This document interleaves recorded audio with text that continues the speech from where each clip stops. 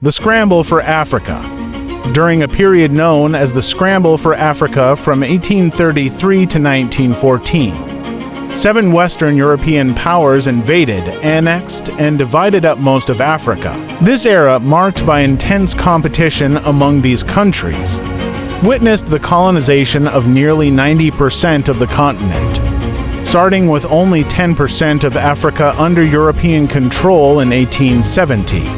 Their dominance expanded significantly by 1914, but there was one country which managed to resist the foreign invasion: Ethiopia, known for its incredible coffee, unique Orthodox Christian traditions, and breathtaking natural landscapes.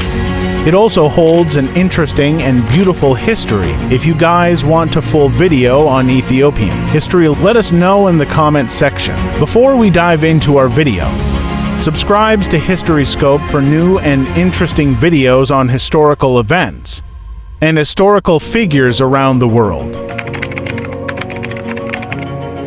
They were fortunate to have these 3 men.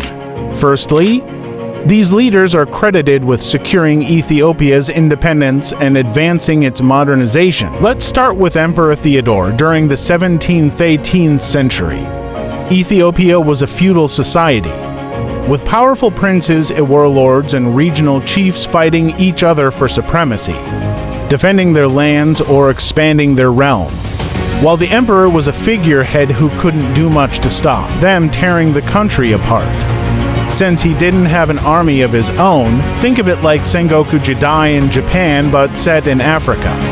By the way, this era was known as the Age of Princes. In addition, there was also the fear of foreign nations trying to take advantage of this chaos in Ethiopia and invade.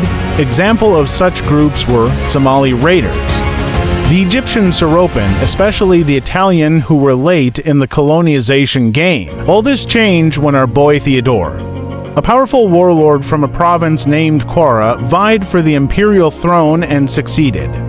This time, the emperor was no longer a ceremonial title but an active political one, and Theodore went about consolidating his power by beating other princes and making them submit his rule. While he did this, he also made plans to develop Ethiopia to modern nation. The first thing he did was to establish a highly centralized government, in which all loyalty was to the emperor, or in Amharic, Negus Nagast, which means king of kings. He deprived the nobility and local rulers of having their own armies, so as to create a national standing army whose loyalty was to the state and him, since he is the emperor. He hired European technicians, artisans. There's some report that he also hired missionaries to produce guns, cannons, and ammunitions to equip his army. He also set up diplomatic relationship with European nations like the UK and France to recognize his government and country. He also reformed political system, dividing the areas of the country into small administrative units and appointing local rulers of these places into salaried official or government-appointed official. Then there was some land reform, such confiscating certain land from the Ethiopian church, giving it to peasant and stuff like that.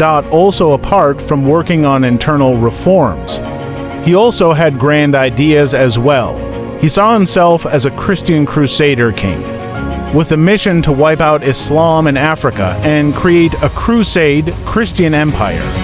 He wanted to conquer Egypt and Sudan, and he wanted to restore ancient glories of the Solomonic dynasty, even though he wasn't descendant, by capturing Jerusalem and sitting on the throne that King Solomon once sat on. Yeah. Unfortunately, Theodore's policies made a hell lot of enemies. First, the nobles, who didn't like to lose their privileges. Then the church, same as the nobles. Average Joe on the street, because of the heavy taxes they had to pay for the Empower projects. Not to mention, he also piss off a lot of his Muslim subject with his anti-Muslim actions. However, his downfall would come when he did a bad move by holding a British consuls and some missionaries hostages, in order to bargain the British government for military equipment and craftsmen to continue this. war. Instead, he got massive military expedition force, led by a British officer by the name of R.C. Napier, sent to invade the country, together with some local allies.